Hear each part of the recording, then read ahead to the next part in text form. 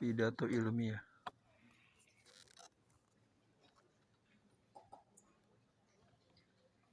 Spiritualitas seni sebagai kekuatan ritme, jagat, tradisi, dan kontemporer. Kepada yang terhormat, Bapak Ibu yang mulia pengayom Institut Kesenian Jakarta. Kepada yang terhormat, Ibu Rektor Institut Kesenian Jakarta dan para wakil rektor. Yang terhormat Ibu Ketua Senat dan anggotanya, para dekan di lingkungan Institut Kesenian Jakarta. Yang terhormat Ibu Ketua Yayasan Seni Budaya Jakarta dan jajarannya, para wisudawan dan wisudawati Institut Kesenian Jakarta tercinta, hadirin sekalian yang saya hormati dan saya muliakan. Assalamualaikum warahmatullahi wabarakatuh. Salam sejahtera untuk kita semua. Terlebih dahulu saya sampaikan terima kasih sedalamnya atas undangan menyampaikan pidato ilmiah di hari bahagia ini. Selamat kepada para wisudawan dan wisudawati, di mana hari ini akan merupakan awal dari perjalanan baru kehidupanmu merintis karir sebagai sarjana seni. Saya doakan semua sukses dalam mewujudkan cita-cita selanjutnya sebagai insan seni yang memberi manfaat bagi dunia kemanusiaan yang melekat dengan spiritualitas seni. Spiritualitas seni melampaui rasa nikmat kefanaan cinta dunia yang membelenggu dengan hasrat kebendawian. Ketika seorang seniman melahirkan garis, digoreskan secara lurus, meliuk, atau melingkar, dengan terputus-putus atau sambung menyambung, menenun keindahan menggunakan ornamentasi melalui bunyi, gerak tubuh, tuturan, atau vokalisasi. Sebuah tali batin berpendar dalam patri jiwanya, bersumber pada segenap indrawi rasa, maka dalam keadaan tersebut hening menjadi pusaran pesonanya. Apa yang dilahirkan seorang seniman merupakan hasil pengembaraan jiwanya, berkelindan dengan pengalaman ikatan jiwanya sebagai perwujudan pergulatan spiritualitas dirinya. Apa yang dia tafsirkan bermula dari pengetahuan yang diperoleh, merespon apa yang dilihat, didengar, dan respon-respon tubuhnya atas stimulasi jagat alam raya, ekosistem dirinya, dan bagaimana dia memaknainya. Sejak masa purba, manusia telah merespon spiritualitas dalam dirinya dengan beragam ungkapan, mulai dari denyut rasa dan pikiran yang menyatu dalam dorongan kerinduan yang berangkat dari keinginan untuk memahami dan mencari jawaban atas pertanyaan-pertanyaan yang menggelora dalam batinnya. Rahasia batin ini kemudian diekspresikan melalui seni sesuai dengan apa yang menjadi empirik dunianya.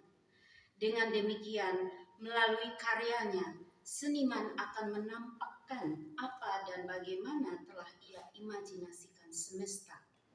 Imajinasi seniman dari masa lampau sudah dapat kita lihat jejak-jejaknya di masa kini dari temuan-temuan apa yang digoreskan dalam catatan para pengembara dari Tiongkok, Arab, Eropa, dan Asia yang telah menjadi manuskrip dokumentasi perjalanan melalui aksara dan lukisan di situs-situs kuno berusia ribuan tahun seperti yang ditemukan di Gua Leang Tedonge, Sulawesi Selatan, prasasti-prasasti dan relief seperti yang terukir di kuil dan candi, tulisan renungan para filsuf, kodeks kreatif yang ditulis seniman-seniman sendiri, sebagaimana yang dibuat Leonardo da Vinci, dan tentunya dari karya-karya seni baik dalam tradisi yang hidup maupun kontemporer berupa tari, teater, musik, seni rupa, dan film. Interrelasi spiritualitas dan seni dapat mengacu pada pendapat Wassily Kandinsky yang ditafsirkan Sulebar M. Sukarman, bahwa dalam diri seniman masing-masing ada alam semesta yang nampak atau visible universe dan yang tak nampak invisible universe, merupakan energi spiritual meliputi dimensi kesadaran melalui meditasi yang tak mudah diperoleh sebagaimana dilakukan orang-orang Asia. Nya Inara Seoki dalam penelitiannya mengenai musik Islami di Sumatera menemukan bahwa adanya kedekatan mistik dengan teknik-teknik spiritual dan kesetiaan dalam pembaktian melalui musik dan nyanyian. James McCullough dalam penelitian mengenai liturgi mengemukakan pendapat bahwa seni memberdayakan dialektika untuk memperoleh pengetahuan, memahami dan mengembangkan kemampuan kontemplasi estetik. Kontemplasi estetik yang teraktualisasi dalam karya-karya seni merupakan buah dari ketekunan kesenimanan serta virtuosity dan kemumpunian dalam melakukan tafsir terhadap pergolakan batinnya yang berangkat dari rasa spiritualitas. Virtuosity atau virtuoso yang di Indonesia disebut maestro adalah orang yang memiliki kemahiran luar biasa dalam menguasai dan memainkan teknik di dalam seni. Anya Peterson Royce dalam Anthropology of Performing Arts menulis mengenai virtuosity, bahwa seseorang mesti sudah menguasai teknik dari genre kesenian yang dapat dia lakukan dengan mudah, lancar, tanpa kesulitan, dan dengan kemampuan memukau. Virtuosity adalah memiliki sikap kritis terhadap diri sendiri dan membatasi diri terhadap paradigma estetika yang berfokus kepada teknik. Langkah menuju kesenimanan adalah di mana seseorang telah menemukan style atau gaya yang mengandung vokabulari metaforik inovatif. Style atau gaya adalah pilihan-pilihan individu mengenai gerak, bunyi, tafsir, menenun impuls, frase, variasi, kepekatan kesederhanaan, dan transparansi atas pilihan dan praktik-praktik yang menandai ciri sang pelaku pertunjukan dan menjadi karakteristik si pencipta, diantaranya koreografi, komposisi musik, dan teater. Ketika seniman memiliki kemampuan memanggil yang melampaui dirinya dalam konteks kemampuan, jarak, waktu, bahkan kehidupannya, maka akan terbangunkan sebuah kesadaran batin yang menetap, bertahan, dan berkelanjutan, bahkan melewati momen pertunjukannya.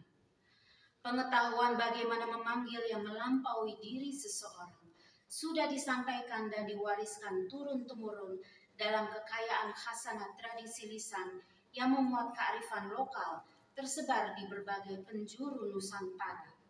Dalam masyarakat Minangkabau ada ungkapan, alam takambang menjadi guru, manurui aldua jo patui menggunakan raso jo pariso, yang bermakna manusia berguru pada alam, menurut alur dan kepatutan menggunakan kehalusan rasa yang diperiksa dengan akal budi yang luhur. Alur dan kepatutan bermakna manusia seyogyanya menjaga keseimbangan dan keharmonisan alam. Kehalusan rasa ini dilandasi kepekaan jiwa, menjaga harmoni melalui perilaku dan tutur sopan santun perkataan menggunakan kearifan hati.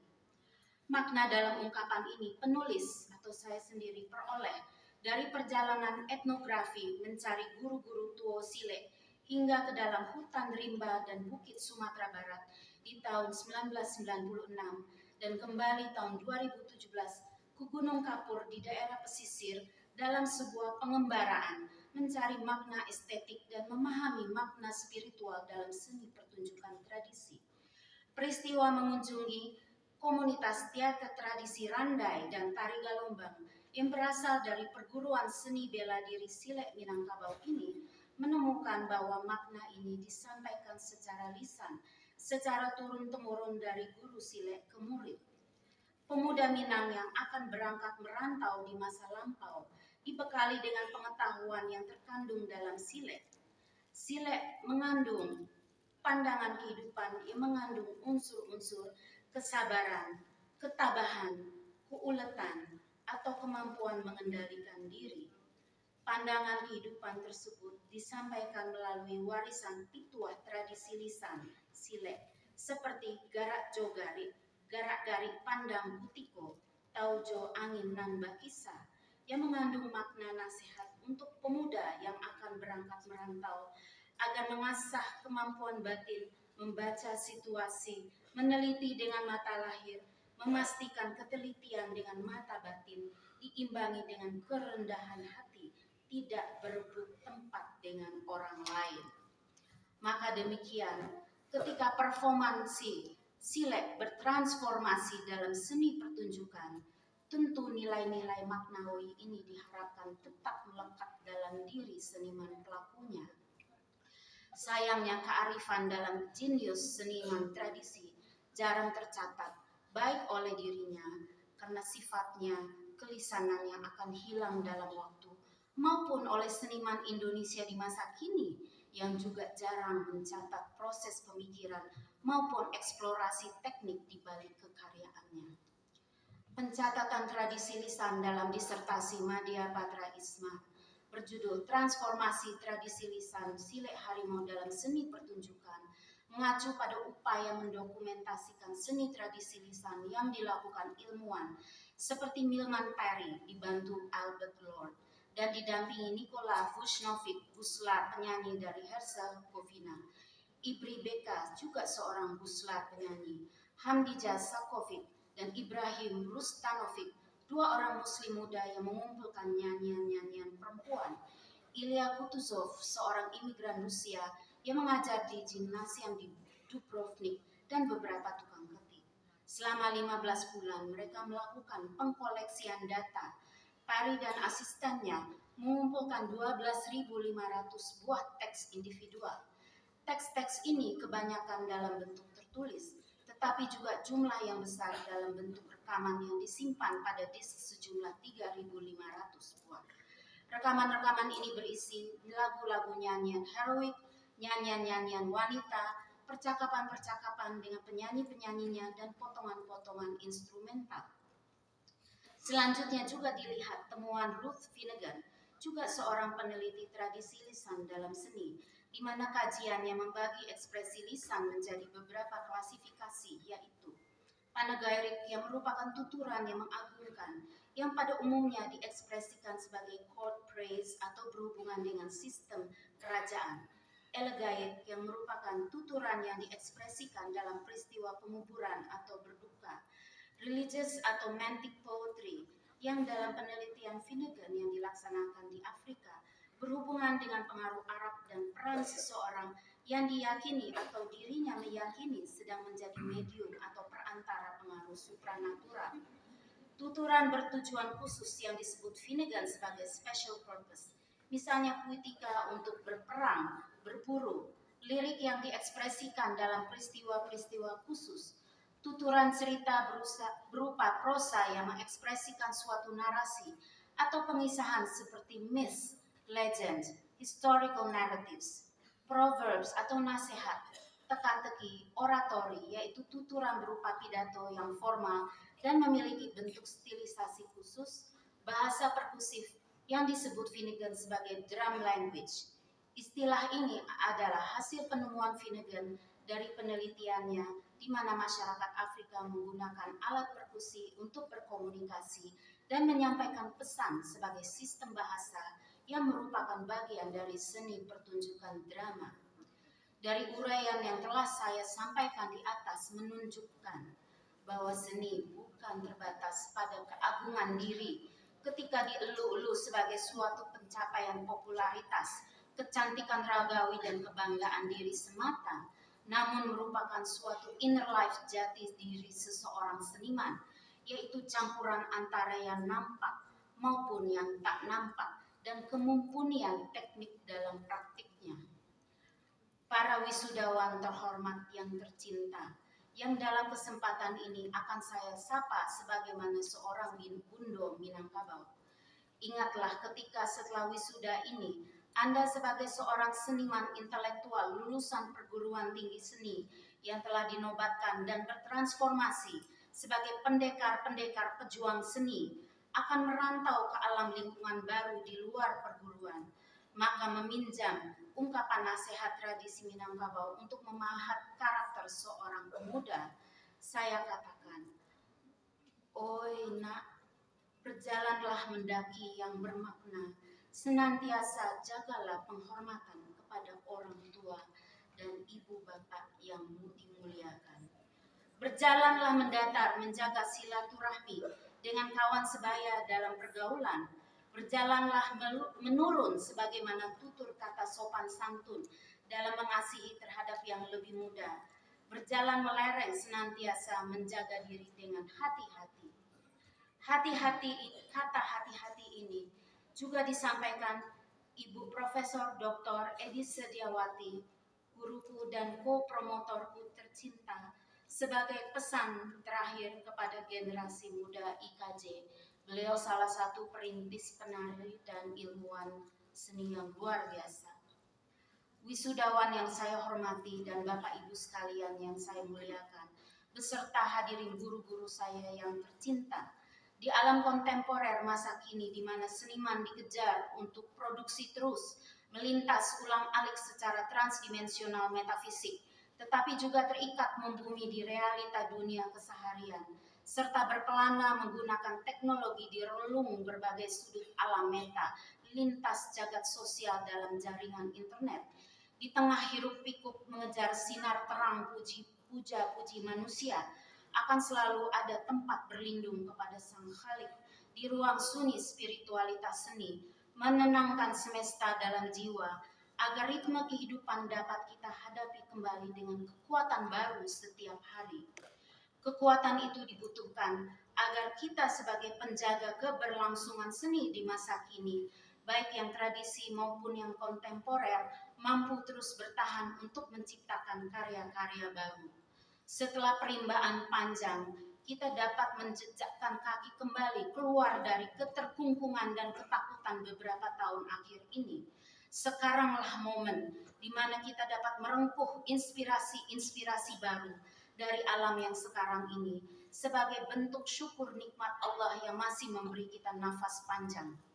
Seniman yang telah berhasil bertahan hidup hingga pada momen ini diharapkan akan terus semangat berjuang menjaga, merawat, dan meneruskan penajaman virtuosity dalam kemumpunian praktik seni telah melampaui kemampuan dirinya menarik segala kekuatannya dari ritme jagat alam raya.